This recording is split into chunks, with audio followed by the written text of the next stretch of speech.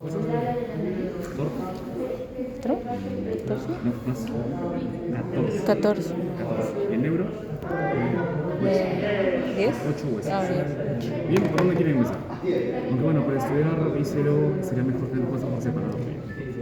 Empezamos con el neurocráneo. Bien, el neurocráneo también se puede dividir en dos porciones, en una base y en una calota o calvario. ¿Okay? ¿Cuál es el plano que lo divide? Es una línea que va a pasar de la glabela hacia el, ¿cómo se llama la eminencia sagittal externa? Su nombre es el inio. Recuerden que en el cráneo también hay puntos cronométricos. ¿No? Los puntos cronométricos. Son en total 20, son un montón. No tienen que repetir todos, solamente hay unos que son importantes. Para empezar, la glabela, ¿no? Esta eminencia que está en el entrecejo. La otra que deben conocer es la eminencia sagittal externa, el inio. ¿Bien? El plano que pasa de uno a otro lado, ese plano de ahí es el que te divide base de calvario calota. Bien, hablemos de la calota. Está formada por ¿cuántos huesos pares? ¿Qué hueso paran aquí? ¿Es el? Parietal, ¿no? Parietal, paries viene de paries, que significa pared, y en ella llamamos a estas dos eminencias parietales, ¿no? Que es lo que le da esa forma característica. Un relieve a destacar en el hueso parietal son estos agujeritos. A veces se osifican la presión. A veces podemos apreciar aquí pequeños forámenes. ¿Quién sabe cómo se llama? Foramen parietal. Sí, ¿es otro nombre? Bueno, ¿qué pasa por ahí, chicos? Por esos forámenes, ¿por qué existen? ¿Qué pasa por ahí? Pasan venas emisarias. Venas emisarias que van a comunicar los plexos venosos del cuero cabelludo con los senos venosos de dentro del neurocráneo. Bien, ¿por qué es relevante? Porque también por ahí pueden pasar, es un punto de para infecciones. Una infección del cuero cabelludo, ¿cómo puede causar meningitis? Por estas venas emisarias. ¿Bien? Bien, algo que siempre se enseña es esto. ¿Quién puede decirme qué ha dejado estas marquitas en el hueso parietal? ¿Ha sido una vena, una arteria, un nervio? ¿Qué creen que sea? No. Es un nervio, muy bien. Chicos, un segundo. Disculpen. Arteria, perdón, una arteria. ¿Qué arteria es? La arteria meningia media. Recuerden, las meninges son estas capas que van a recubrir los órganos del encéfalo, ¿no? Bueno, y como todo órgano necesita que lo irrigan. ¿Quiénes lo irrigan? Las arterias meninges. Bueno, la arteria meningia media, la principal de ellas, va a dejar estas marcas en el hueso parietal. ¿Qué nombre reciben? Hoja de higuera. Le decimos hoja de higuera a las impresiones de arteria meningia media. Bien, una relevancia de esto es que la arteria meningia media, si seguimos su recorrido, verán que externamente corresponde con esta región de aquí. ¿Cómo se llama? La sien. Ya, pero ¿cuál es el nombre del punto cronométrico? Es terio. Bien, le decimos terio. Y en este terio, como podrán ver, hay como una H. Están construyendo varias suturas, formando como una H, ¿no? Está construido el temporal, con el parietal, con el frontal, con el temporal. ¿Bien? Todos están construyendo ahí. Bien, ¿por qué es relevante? Porque es un punto débil. Bien, el terium es de los pocos puntos débiles en el cráneo. Entonces, razonemos. Hay un paciente, sufre un golpe, un traumatismo fuerte. ¿Qué va a pasar? ¿Qué se va a romper? Además del hueso, claramente. ¿Qué sutura pasaba por detrás? Por dentro. La arteria meningia media. Bien, se rompe el cráneo, se fractura la arteria meningia media. ¿Qué produce? Un hematoma epidural. El hematoma crece y ¿qué hace? Empuja las meninges, formas hacia el costadito. ¿Bien? Muy bien, a ver, ¿qué más?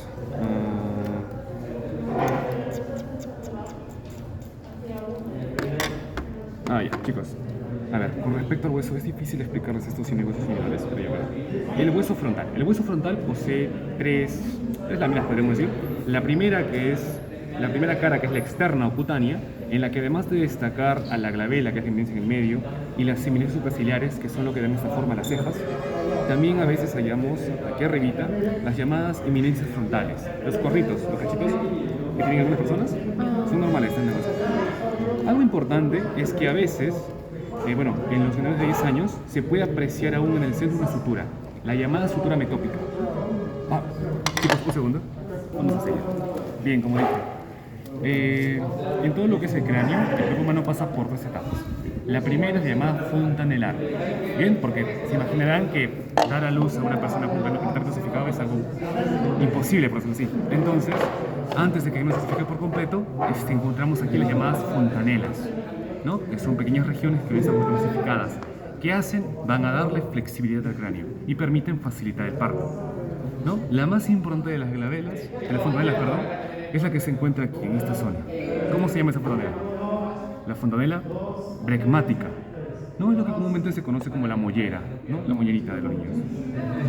Muy bien, la segunda etapa por la que pasa el cráneo es la llamada osteosutural, que es esta, es la que estamos todos, por ejemplo.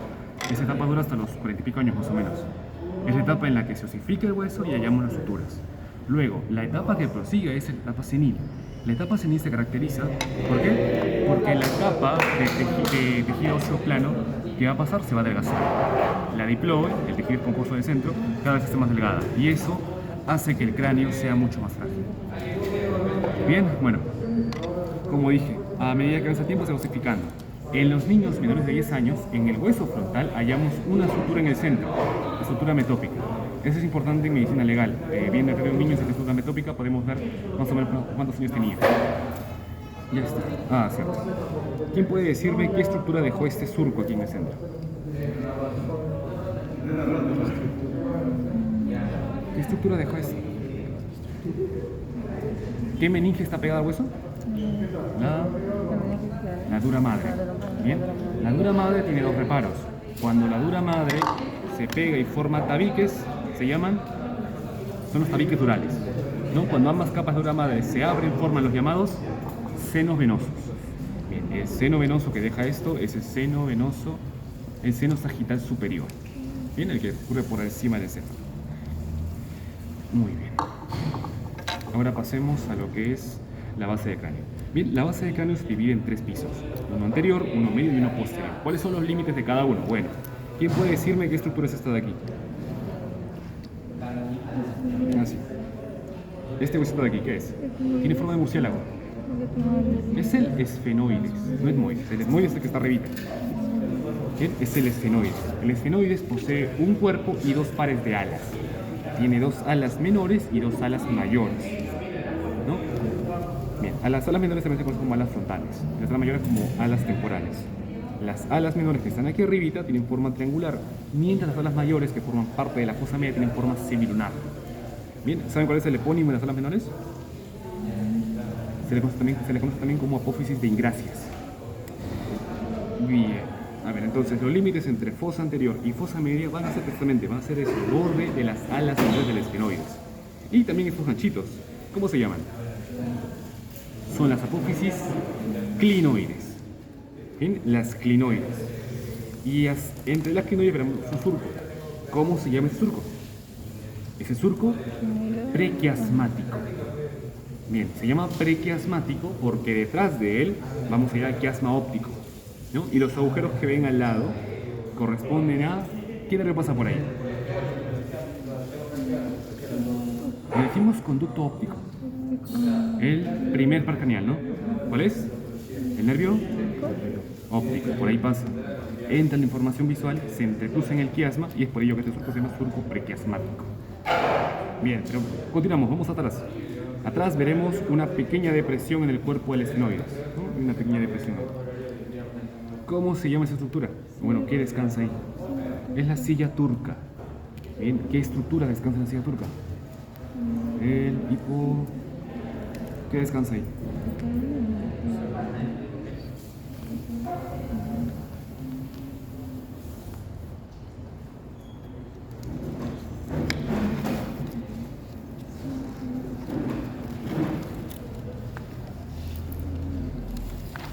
Chicos, ¿qué descansa ahí?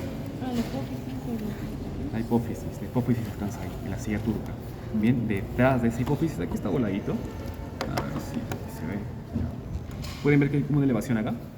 Bien, esto corresponde al dorso de la silla. Bien, el dorso de la silla, junto con este borde de aquí, que es el borde superior de la porción petrosa del temporal, todo esto de aquí corresponde al límite entre fosa media y fosa posterior. Bien. Y el límite entre fosa media y fosa anterior es borde de las alas menores del esfenoides, las clinoides y el surco prequiasmático. Bien, así dividimos las 3 fosas. ¿Por dónde quieren empezar? ¿Adelante o atrás? Adelante, adelante. Bien, ¿qué vamos a ver en este primer piso? Bueno, menciona que es el más elevado de todos. Vamos a ver que hay como depresiones y elevaciones, ¿no? Pueden tocarlo ahí, ven que hay como depresiones y hay elevaciones. Bien, esas depresiones, ¿cómo se llaman? O bueno, ¿por qué se forman?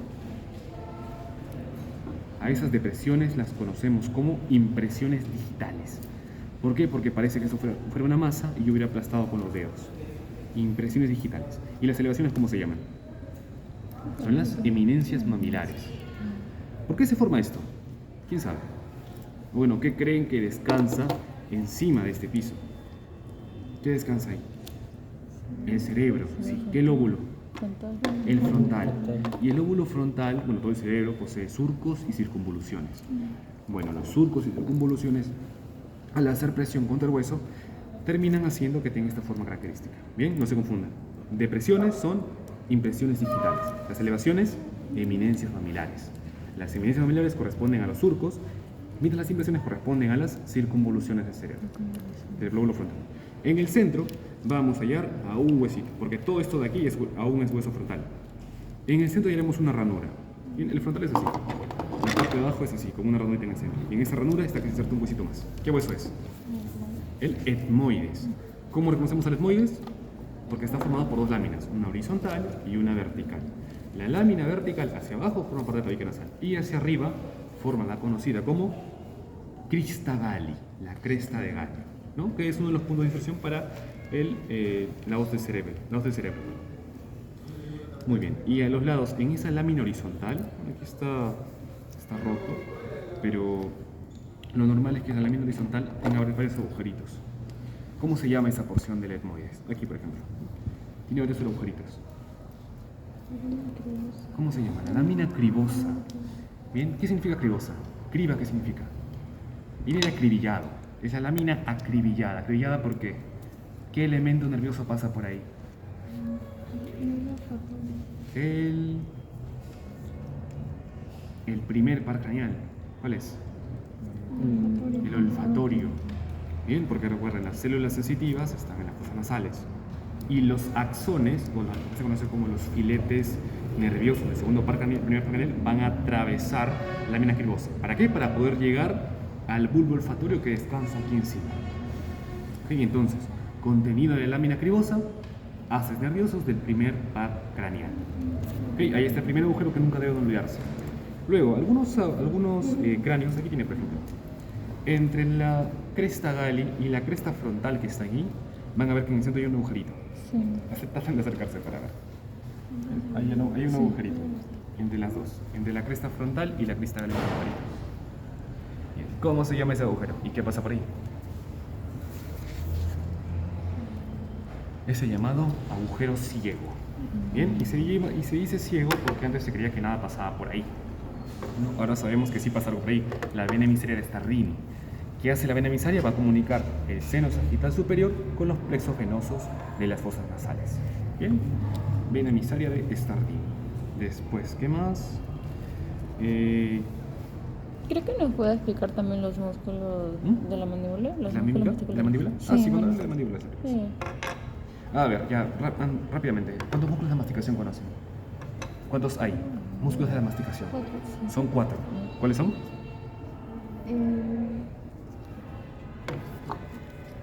A ver, si miran de perfil... ¿Más el brazo, no? Muy bien. No, no es el oxinador. El tempo temporal. Chicos, si ven de lado un cráneo, verán que en el lado lateral hay como líneas, ¿no? A los laterales del cráneo. Son lo que se conoce como las líneas temporales. Bien, y son dos. Aquí está algo pues, chancadito, pero siempre son dos líneas temporales. Bien, la inferior corresponde a la inserción del músculo, mientras la superior corresponde a la inserción de qué. Todo músculo siempre está recubierto por qué. ¿Una meninge? Por No. fascia o por aponeurosis. Por aponeurosis. ¿Cuál es la diferencia entre fascia y aponeurosis? Una fascia crea compartimentos. La aponeurosis se define con dos palabritas. Es un tendón plano. La aponeurosis siempre va acompañada del músculo. La aponeurosis se inserta arribita y el músculo abajo. De ahí parte temporal. ¿Y hacia dónde va? ¿Hacia dónde va temporal? ¿Hacia qué parte de la mandíbula? ¿Se dirige aquí o aquí? La Aquí. cabeza. ¿Cuál es la cabeza de la mandíbula? ¿Esto o esto? Esa es la Esto de cabeza. aquí, el cóndilo. Cóndilo. Se dirige al cuello. Aquí va el músculo temporal. Se inserta aquí. Bien, esta estructura de aquí, ¿cómo se llama? Esto de aquí es la apófisis. ¿Qué? Sí, es mandibular. ¿Mm? Mandíbula. Coronario. Coronoides. Coronoide. La apófisis coronoides. Bien. Ya hacemos mandíbula de una vez. Ya. Chicos, ¿cómo se llaman estos espacios? ¿Dónde se insertan los dientes? ¿Cómo se llaman? Son los alvéolos dentarios. ¿No? Ya, una pregunta complicada. ¿Quién me puede decir qué tipo de articulación es la que forman los dientes con los alvéolos dentarios? Es con glirios. Hipófisis, con glirios. Es de tipo Anatrófico. confosis. Confosis. Es de tipo confosis. Es una articulación única del cuerpo. Confosis. Muy bien. A ver. Luego. Bueno, las partes, ¿no? Tenemos una mandíbula está formada por un cuerpo y por las dos ramas. ¿No? ¿Y cómo le decimos a esto? Es el ángulo.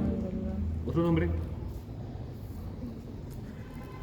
Nombre de punto trigonométrico también tiene esto.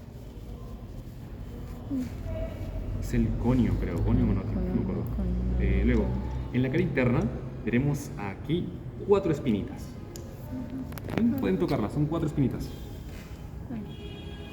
4 espinitas. A veces son 2, pero es porque se pierden en el tratamiento del hueso. Normalmente son 4. Son las espinas geni. ¿Por qué son importantes las espinas geni? Porque ahí se insertan 4 musculitos.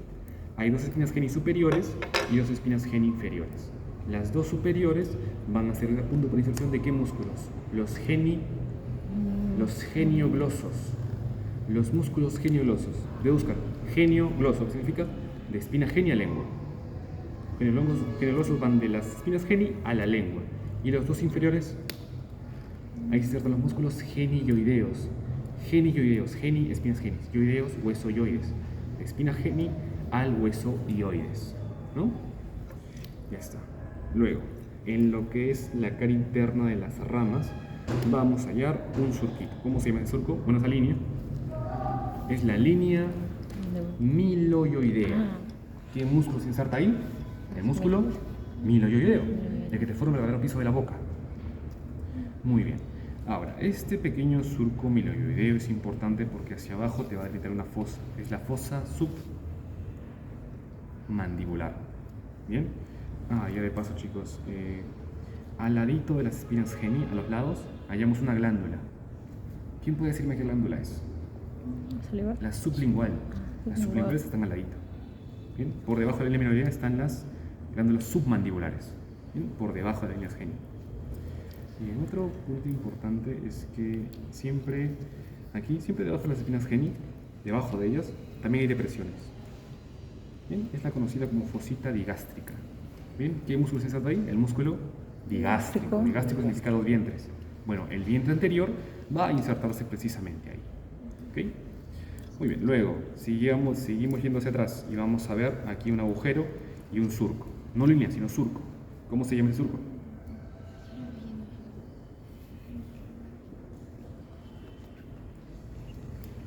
Una pregunta más fácil, chicos. ¿Qué pasa por ese agujero? ¿Qué entra ahí? ¿Qué nervio entra ahí? Creo que es en el néter. ¿Qué nervio entra ahí? El nervio alveolar inferior, el que va a dar sensibilidad a los dientes. ¿Ok? Bien, y esta línea de aquí es dejada por el nervio miloioideo. Aquí hay como un surquito. Bien, lo deja ese nervio. Luego, en el agujero mismo, aquí se ve mejor. Bien, en el agujero van a encontrar una espinita. Esa es conocida como la espina de Spix. La espina de Spix. ¿Qué ligamento se inserta ahí, chicos? ¿Está ahí? Sí, ahí está, creo. ¿Qué ligamento se inserta ahí? El ligamento esfenomandibular. El ligamento esfenomandibular va a insertarse aquí. Bien, y ese ligamento va a formarte aquí un espacio por el que van a pasar. ¿Qué pasa por ahí? ¿Qué arteria? Arteria. La arteria maxilar. La arteria maxilar pasa por ese agujero. ¿Cómo se llama ese espacio? Que va de esfenoides a espina de Spix. Es el ojal retrocondilio de Juvara. Bien, chicos, creo que ya tengo que ir. Y ustedes también.